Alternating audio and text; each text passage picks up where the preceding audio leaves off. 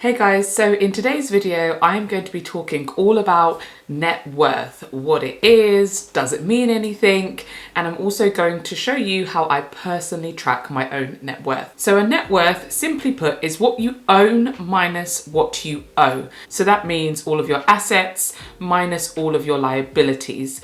And assets are anything to do with things that you own. So that could be cash that's in your bank, savings, it could be investments that you have, it could be the equity in your property, and I'll speak about that a bit more later on. So it could be anything that you own, shares in something, your car if you want, if you know it's of a certain value, anything that you could liquidate essentially and get as cash. And the liabilities is all of the things that you owe. So that could be loans, credit cards, that could be your mortgage, but I don't personally include that, and I'll again explain that later. So anything that you need to owe to anybody and give them back is considered a liability. Now, I think a lot of times people get put off by the terminology net worth because they don't want it to insinuate that what their net worth is has any indication on what they are worth as a person.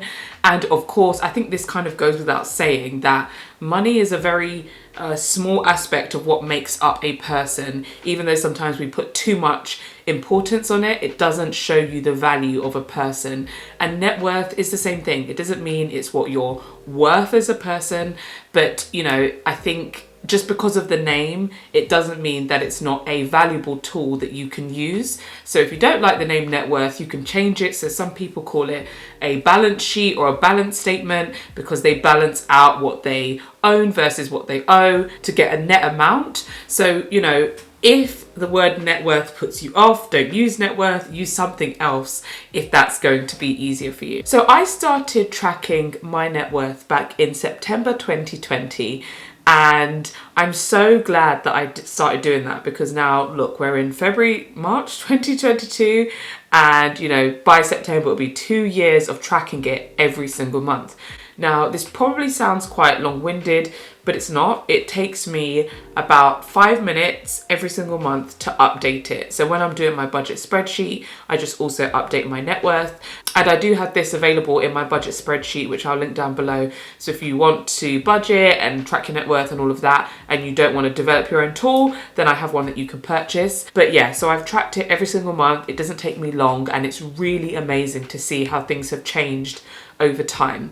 I do wish though that I started as soon as I got married, so back in 2019, because at that point we probably would have started with a negative net worth. And that is perfectly normal. A lot of people do actually have a negative net worth, so it would have been good to see from there until now how things have changed, but I'm still happy that I did start when I did. So the reason why I track it personally and the reason why I find it useful is because it helps me to get a very big picture look of my finances in its totality. So I get to see everything, all of my assets, all of my liabilities, and I get to have an idea of how things are changing over time. So how savings are changing over time, how the equity in our home is changing over time, how our pensions are changing over time, how our ISAs are growing over time, and also it helps us to understand our liabilities, how those are changing over time, credit card debt that we've been able to get rid of, loans that have been able to get rid of, and as things come. So again, I did speak about this briefly, but we're doing a home renovation right now. So the liabilities have slightly gone up again, but that's totally fine. It's what we've kind of budgeted and had an expectation for. But it's good to see the fluctuation over time. And I think it is super useful. And what it allows you to do is to kind of go back to the bare bones of your finances to say, right, if for whatever reason, I had to sell everything that I own and I had to pay off all of my debts and I needed to just get back to basics, back to zero, ground zero, what would I be left with in my hands? And that's exactly what your net worth tells you. What is it that you'd be left with if you had to sell everything, pay back everything? What would you have left to keep?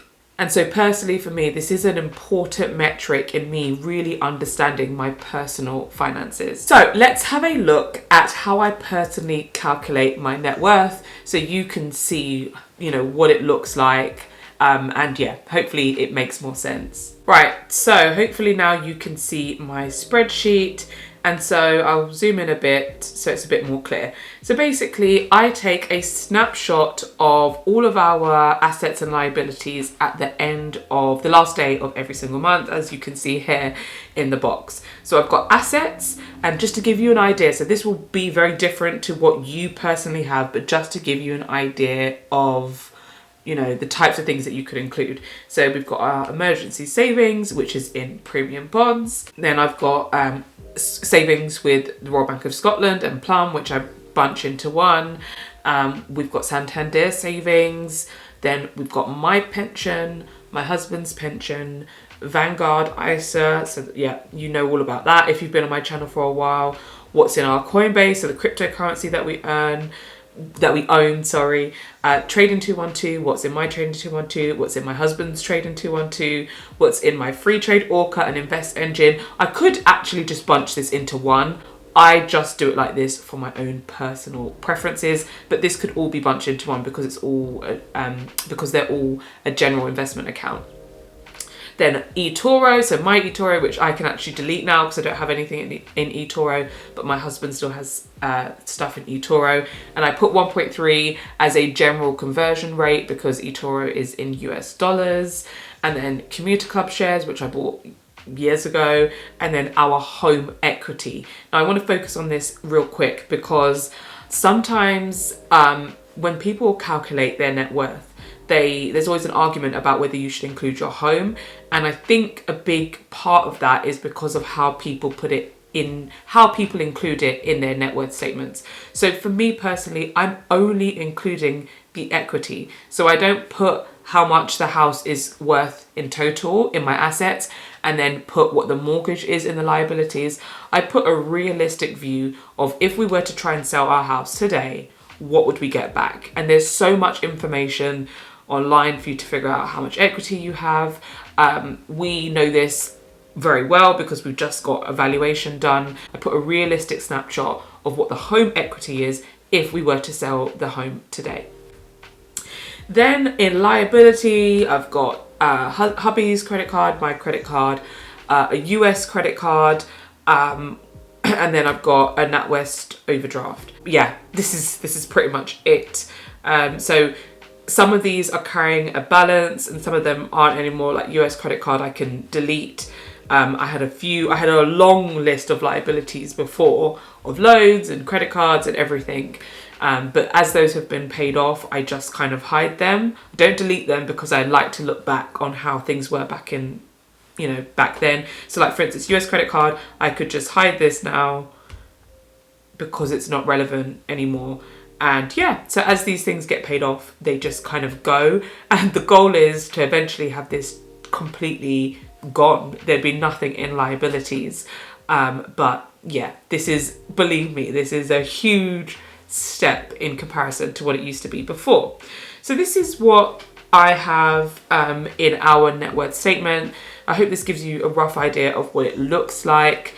I do have values obviously in all of these, but I'm not going to share that today. Maybe one day, I don't know. So yeah, this is what it looks like. And again, I've just hidden the previous month. So as you can see, if I unhide it, it goes all the way back to September 2020, as I said when I started. So I've got all of these months of data, which is the best. And it will just continue, and I'm hoping, over 10 years, just to see how things change over time would just be amazing. If you want to have an idea of what the average net worth is by age in the UK, let's have a quick look to see what that currently stands at. So I will link this down below in the description if you want to have a look at this article yourself. It's by Ocam Investing. And yeah, they've got lots of information that they've taken from the ONS, so the Office of National Statistics in the UK, to kind of get a snapshot. So the total wealth that is referred to by the ONS is the sum of 4 components of wealth, which is property, financial, physical, and private pension. So if we open up this, we can get a bit of a clearer view of what the household net worth is by age in the UK. So we can see between the ages of 25 to 34, 18% of people in this age group have a net worth under £20,000. 24% have a net worth between £20,000 and £85,000, 23% have a net worth between 85 and 200k, and then it starts to dwindle down to roughly below 10%. So 11% have between 200 to 300,000, 10% have between 300 to 5, 9% have between 500,000 to a million, and only 6% have over 1 million. Now, this is, I think, really quite interesting to see the distribution. So this is not what they call a normally distributed curve, where it would kind of go like this.